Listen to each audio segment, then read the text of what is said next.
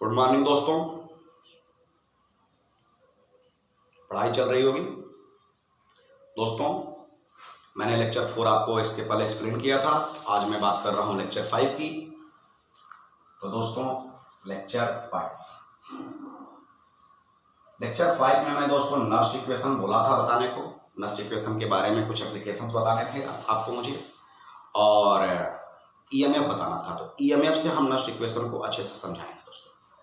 तो पहला मेरा हेडिंग है ईएमएफ। आप किस सेल की बात कर रहे हैं दोस्तों? गैल्वेनिक की।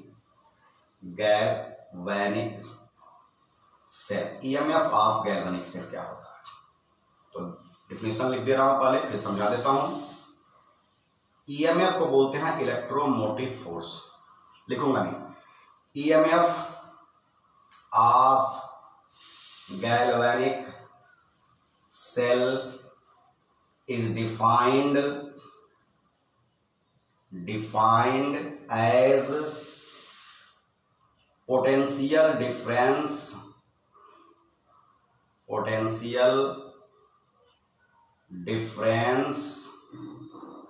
of electrode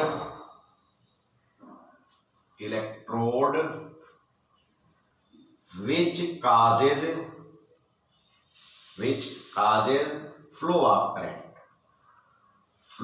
of current from one electrode to another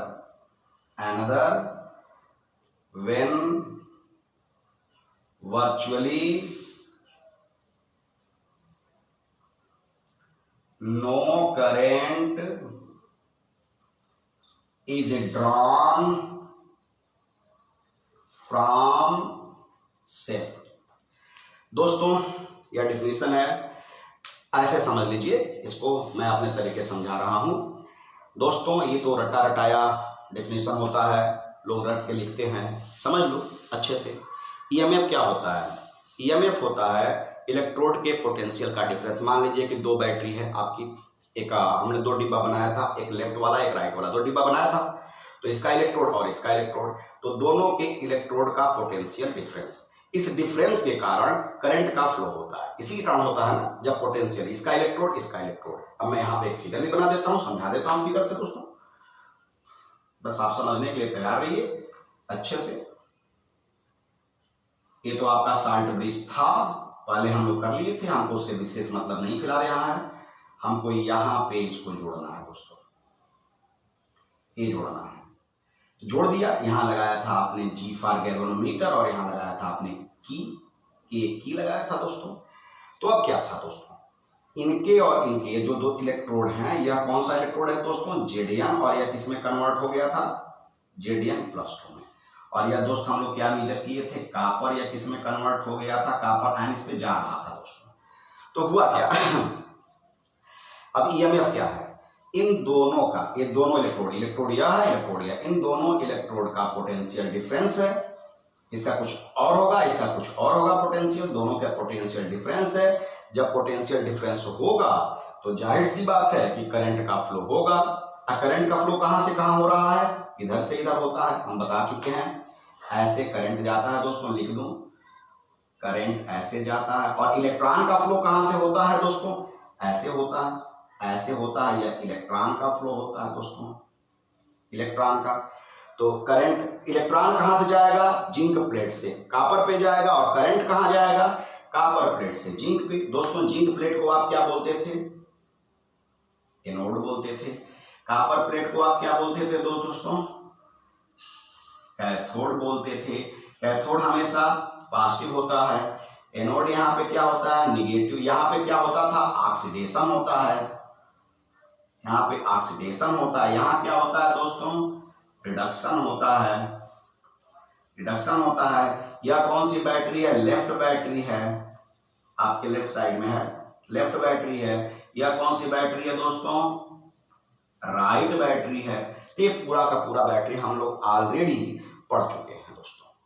तो वही कह रहा है कि पोटेंशियल डिफरेंस जिसके कारण करंट का फ्लो हो, करंट का फ्लो हो वह उसका क्या रिप्रेजेंट करता है, इलेक्ट्रोमोटिव फोर्स ईएमएफ रिप्रेजेंट करता है। दोस्तों बैटरी मैं यही छोड़ूंगा, इसके आगे डिफाइन करता जाऊंगा क्योंकि बैटरी से मुझे कुछ समझाना है।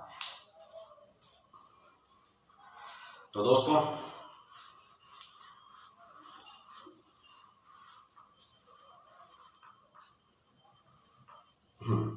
आगे करते हैं। अब देखिए ईएमएफ, उसी के आगे लिखेंगे आप, EMF will be positive, will be positive. EMF हमेशा पॉजिटिव होगा व्हेन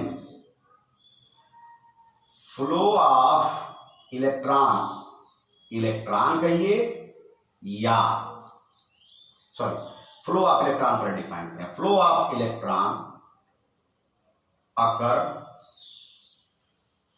फ्रॉम लेफ्ट, लेफ्ट लिखा था ना मैंने यहां पर, लेफ्ट टू राइट। लेफ्ट क्या है दोस्तों, ऑक्सीडेशन वाला, आप कुछ भी लिख सकते हैं इसमें से। राइट क्या है, रिडक्शन वाला। ये क्या है, एनोड है, ये निगेटिव प्लेट है, या क्या है, आपको किसी भी तरीके से यहाँ पे 4 तरीके लिखने के हो गए, left right, oxidation, reduction, anode, cathode, minus plus लिख सकते हैं। तो यह पॉजिटिव तब होगा। अभी इसका इक्वेशन देते हैं, इसको अभी मिटाऊंगा नहीं।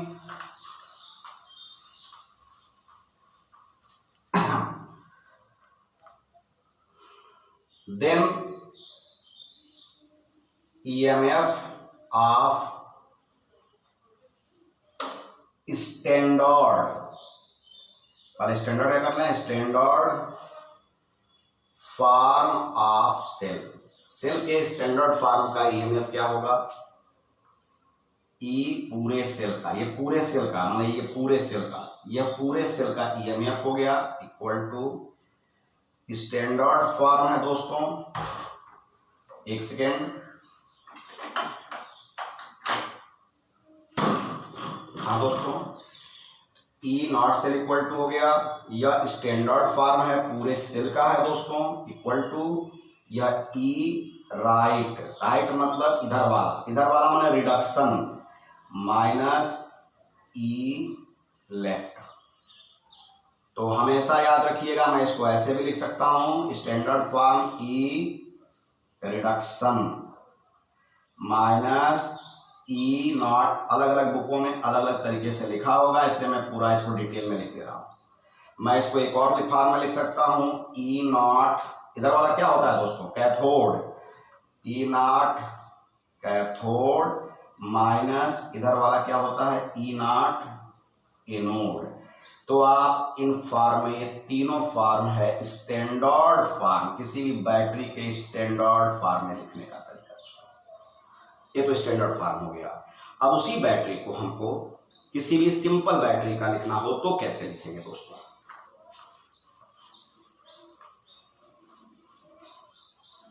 इसे मिटा दूंगा, इसकी कोई जरूरत है नहीं,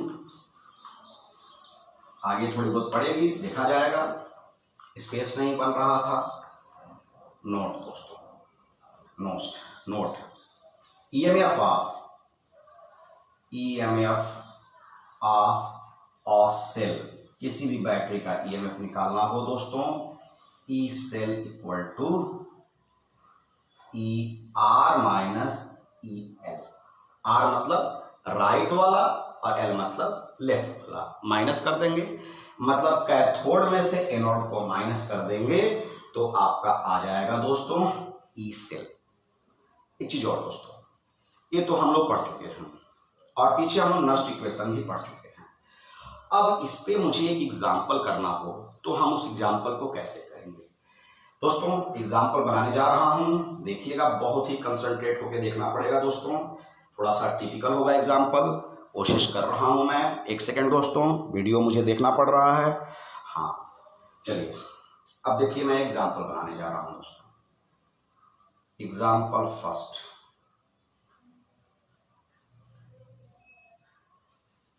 बैटरी या सेल इन विच इलेक्ट्रोड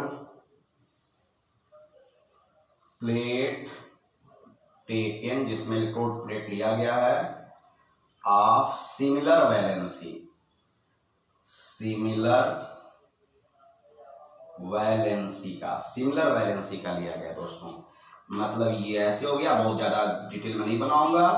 यहाँ पे हमने बात किया है दोस्तों जिंक वाले का, जो कि कन्वर्ट हुआ Zn+2 में, और यहाँ हमने बात किया है दोस्तों कॉपर वाले का, जो इसमें कन्वर्ट हुआ है Cu+2 में। तो दोस्तों इसका सेल नोटेशन क्या होता है, पीछे आप पढ़ चुके हैं।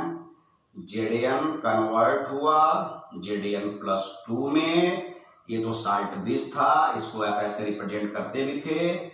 उसके बाद Cu+2 कन्वर्ट हुआ Cu में।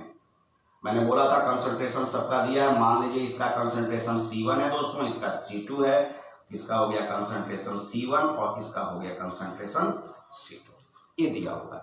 तो हमें इसी को लेकर के चलना है, इसी से।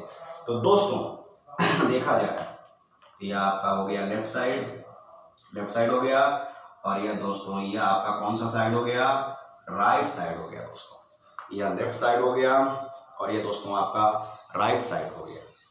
Left side right side, left side right side, बार बार इसलिए बोल रहा हूं, किसी का इक्वेशन में यूज है दोस्तों। हाँ, ये था आपका इक्वेशन फर्स्ट। मिटा देते हैं, यूज करेंगे फर्स्ट करके। चलिए दोस्तों अब बात करते हैं पहले फ्रॉम नस्ट इक्वेशन।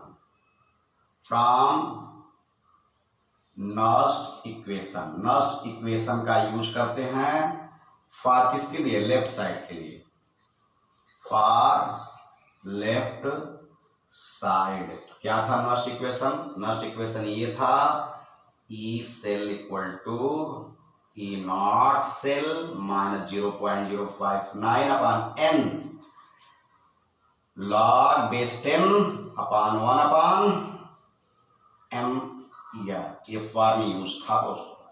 तो लेफ्ट साइड के लिए बात करते हैं, तो E Zn+2 upon Zn equal to E naught Zn+2 upon Zn minus 0.059 upon n दो ही इलेक्ट्रॉन है, बट मैं अभी नहीं लिखूंगा, बाद में लिखूंगा।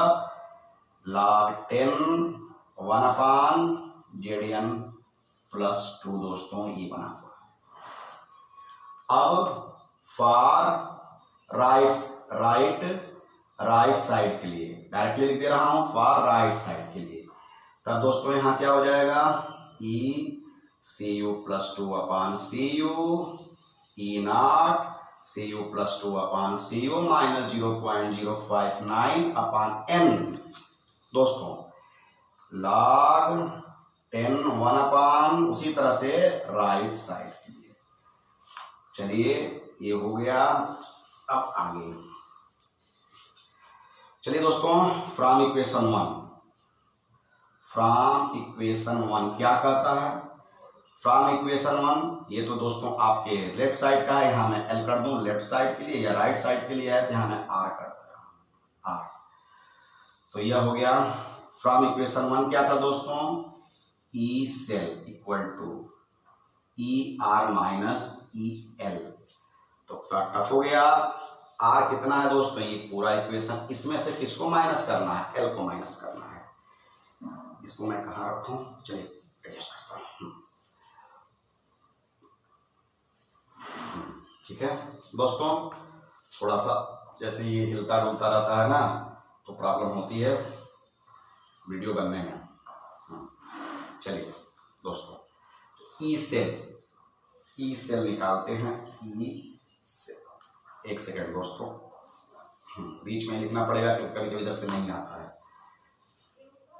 ई cell equal to E R क्या है, ये वाला है, ये वाला ई आर है। तो इस ई आर को लिखने के लिए आर वाला ये है, ये वाला आर, ये पूरा का पूरा आर। तो आर की वैल्यू लिखिए और इसकी वैल्यू लिखिए। तो क्या लिखेंगे दोस्तों, आर की वैल्यू क्या दिया हुआ है, E naught Cu+2 upon Cu minus 0.059 upon n। अगर थोड़ी सी छोटे होंगे अक्षर तो आप समझने का प्रयास करना भाई, जगह कम है। ये था, और इसके आगे माइनस लगा के, आर की वैल्यू माइनस लगा के, इसको मैं एक ब्रैकेट में कर दे रहा हूं ताकि माइनस में लगा सकूं, और नीचे लिख दे रहा हूं माइनस एल वाला ई Jadon plus 2 upon Jadon minus 0.059 upon N log base 10 1 upon Z N plus 2। ये हो गया दोस्तों, ये हो गया एक ब्रैकेट में, ये हो गया दोस्तों। चलिए अब आपको थोड़ा सा दिमाग लगाना पड़ेगा, मैथ लगाइए। मैथ तो दोस्तों हर बच्चे को थोड़ा बहुत आना चाहिए, सिंपल मैथ। बायो वाले थोड़ा ध्यान से समझेंगे। यह माइनस होने के नाते यह दोस्तों माइनस हो जाएगा, और इन दोनों को मैं पास में लिखूंगा भी। देखिए कैसे लिख रहा हूं, E cell equal to E naught C U plus 2 upon C U minus minus, ये माइनस से यह माइनस हो जाएगा, तो इसको मैं एक पास लिख दे रहा हूं E naught Z N plus 2 upon Z N. इनको मैं एक ब्रैकेट में कर दिया दोस्तों। यह तो माइनस था, लेकिन माइनस और माइनस होने से यह प्लस हो जाएगा, ये पूरा का पूरा प्लस हो जाएगा। तो प्लस वाले को पहले लिखूंगा और फिर माइनस लगा करके माइनस वाले को लिखूंगा दोस्तों। ये प्लस माइनस माइनस प्लस हो जाएगा, प्लस वाले को पहले लिखूंगा, माइनस लगा के इसको लिखूंगा। पहले प्लस वाले को लिख रहा हूं यहाँ पे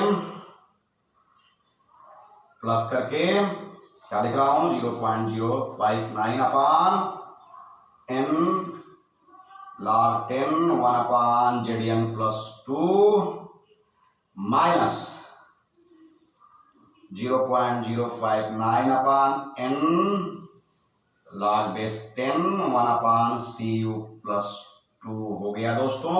चलिए अब इसको और ओपन किया जाए। ई सेल इक्वल टू दोस्तों, यह पूरी बैटरी दो प्लेट से बना था, एक तरफ कॉपर था और एक तरफ जिंक था। तो जिंक और कॉपर से पूरी बैटरी बनी थी, इसलिए इस पूरी बैटरी को इसको एक साथ लिखेंगे ई। सेल मतलब बैटरी, पूरी बैटरी का स्टैंडर्ड। इस सेल में दोनों आ जाता है ना, सेल क्या बनता है, दो प्लेट का, एक एनोड एक कैथोड। तो दोनों, तो यह क्या था एनोड, यह क्या था कैथोड, तो पूरे को लिख दिया सेल दोस्तों। यहां आते हैं प्लस। एक सेकंड दोस्तों, थोड़ा 2 घूंट पानी पी लूं।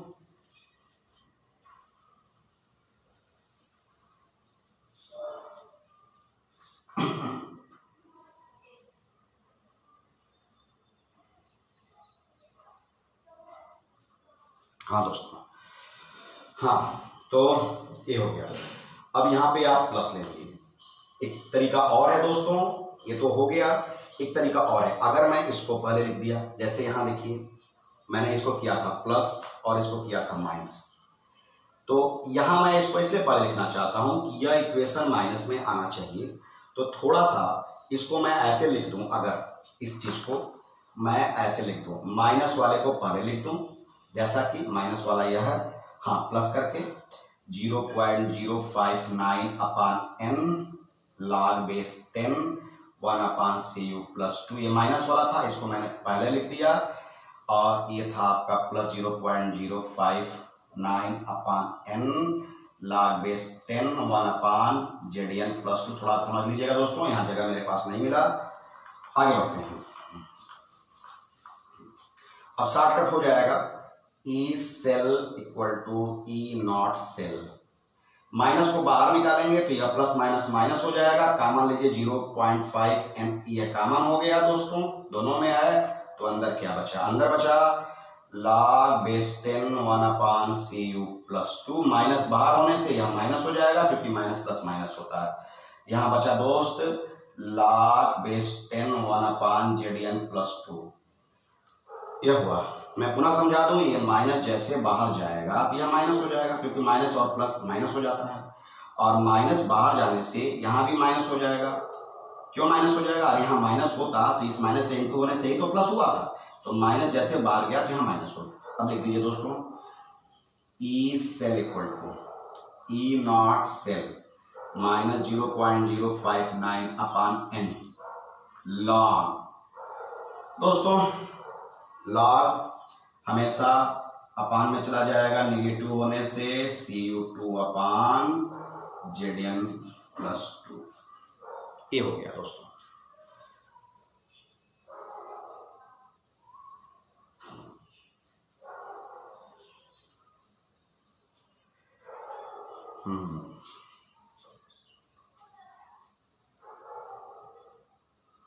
Cu2 सॉरी मैं गलत लिखा हूँ क्या यहाँ पे, हाँ थोड़ा सा लिखिए, ये 1 अपान है दोस्तों।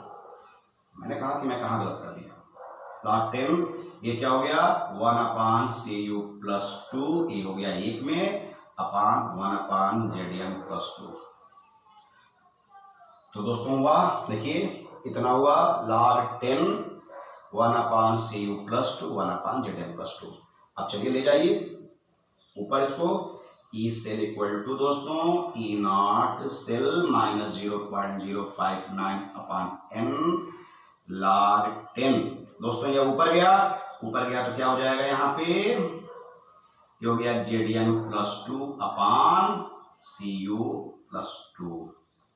ये आ गया दोस्तों आपका इक्वेशन। इस इक्वेशन से अब देखिए इतना बड़ा इनस्ट का इक्वेशन था, मेरा बोर्ड छोटा था, मुझे बहुत ही सोच समझ करके लिखना था, आप तक पहुंचाना भी था। दोस्तों मैं इसको पुनः लिख रहा हूं, E cell equal to E naught cell minus 0.059 n यहाँ पे क्या था दोस्तों, इसके ऊपर दो चार्ज है ना, सिमिलर वैलेंसी थी तो आप n की वैल्यू 2 हो गई। अब n की वैल्यू इक्वेशन पे ही डिपेंड करती है दोस्तों, Zn प्लस 2 अपान Cu प्लस 2। Zn दोस्तों क्या है, अगर मैं बात करूं तो दोस्तों Zn है क्या, Zn है, एक सेकेंड, n यहाँ 2d मेजर किया था आपने, log बेस 10। Zn दोस्तों क्या है, Zn कौन सा प्लेट था, एनोड का प्लेट था। तो आप एनोड सोल्यूशन की बात कर सकते हैं, कैथोड सोल्यूशन की बात कर सकते हैं। चलिए सोल्यूशन की बात छोड़िए, इसको सीधे कंसंट्रेशन में, Zn का कंसंट्रेशन आपने क्या मेजर किया था C1 और इसका क्या मेजर किया था C2। दोस्तों ये भी हो गया कंसंट्रेशन के टर्म में फार्मूला, और यह हो गया दोस्तों इस टर्म में है। जो यह मैं 2 लिखा हूं दोस्तों, यह इस इक्वेशन का आयन है। हर इक्वेशन के आयन्स अलग अलग हो सकते हैं दोस्तों। एक सेकेंड दोस्तों, इसी पे एक और एग्जाम्पल समझा दूं। एग्जाम्पल सेकेंड, when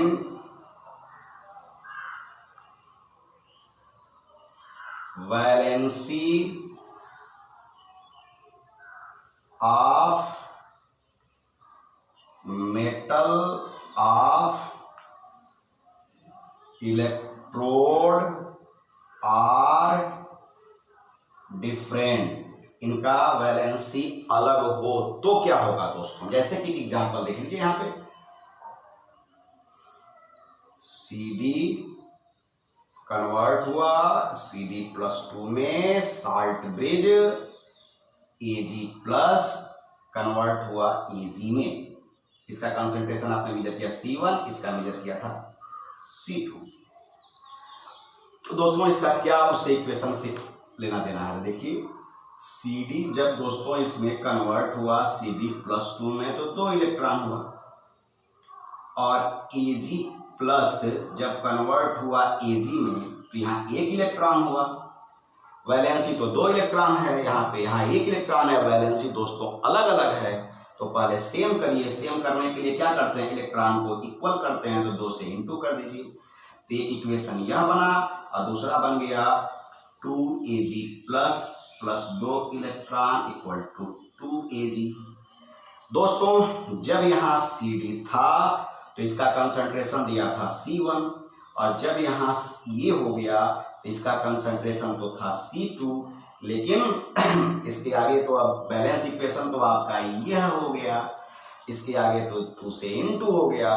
तो आप कंसंट्रेशन के बारे में पढ़े हैं कि जो भी यहाँ स्टोइचियोमेट्रिक कोफिशिएंट होता है, पीछे ही पढ़ाया हूँ केमिकल काइनेटिक्स में, जो यहाँ स्टोइचियोमेट्रिक कोफिशिएंट होता है वह कंसंट्रेशन पे पावर के रूप में चला जाता है। तो अब इसका कंसंट्रेशन इस इक्वेशन का क्या हो जाएगा दोस्तों, C2 तो था ही पहले से, लेकिन जो यहाँ स्टोइचियोमेट्रिक कोफिशिएंट है वह पावर के रूप में चला जाएगा।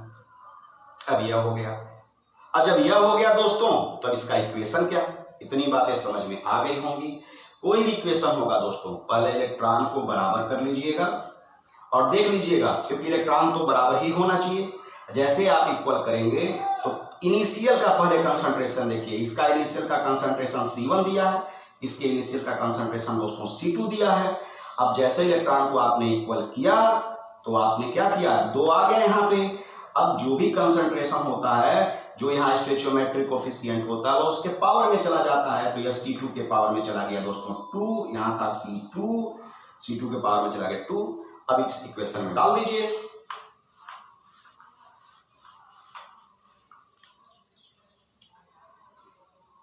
मैं यही से कर दूं, यहां से समझा दूं, वीडियो है इसलिए समझ लेंगे आप। फ्रॉम दिस इक्वेशन, यह इक्वेशन तो सिमिलर के लिए था, लेकिन अब इसके लिए इसी इक्वेशन से कैसे लिखते हैं, ई सेल इक्वल टू दोस्तों E naught cell minus 0.059 upon n। इसमें भी इलेक्ट्रॉन 2 ही है, देखिए यहां भी 2 हो गया, यहां भी 2 हो गया, इनटू होने के बाद 2 हो गया इलेक्ट्रॉन log 2। यहाँ तो कंसंट्रेशन इसका वाले का, पहले वाले का C1 था और दूसरे वाले का कंसंट्रेशन क्या हो गया, इक्वल होने के बाद दोस्तों बोलिए C2 के पावर 2। तो दोस्तों यह सिमिलर वैलेंसी के लिए था, और यह इक्वेशन तब था जब वैलेंसी सिमिलर नहीं हो। कोई भी इक्वेशन दिया होगा, इलेक्ट्रॉन का इनटू करिएगा और जो भी स्टोइचियोमेट्रिक कोफिशिएंट होगा उस इक्वेशन के इनिशियल कंसंट्रेशन के पावर में चला जाएगा दोस्तों। तो दोस्तों ये था मेरा नर्स्ट इक्वेशन पे आपको समझाने का तरीका। अभी नर्स्ट इक्वेशन में कुछ पॉइंट्स बचे हुए हैं दोस्तों, जो कि लेक्चर 6 में मैं समझाऊंगा, क्योंकि वीडियो बड़ा हो जाएगा और वह मुझे भेजना भी टफ होगा, आपको पढ़ना भी टफ होता है, क्योंकि मुझे विश्वास है कि आप लोग कितना पढ़ते हैं दोस्तों। इन छुट्टियों का आप लोग आनंद ज़्यादा ले रहे हैं। कहने के लिए तो दोस्तों लॉकडाउन है, लेकिन आपके लिए लॉकडाउन नहीं रह गया है। आप लोग घूमने फिरने का, खेलने कूदने का कोई ना कोई बहाना आप निकाल लेते हैं दोस्तों से मिलने का कोई ना कोई बहाना निकाल लेते हैं। तो मुझे पता है कि आप लोग क्या करते हैं, इसलिए वीडियो बहुत बड़ा बनाना भी कष्टदायक होगा आपके लिए दोस्तों, मेरे लिए नहीं, क्योंकि आप पढ़ नहीं पाओगे। Okay, thank you my friend, thank you my dear students, best of luck, have a nice day.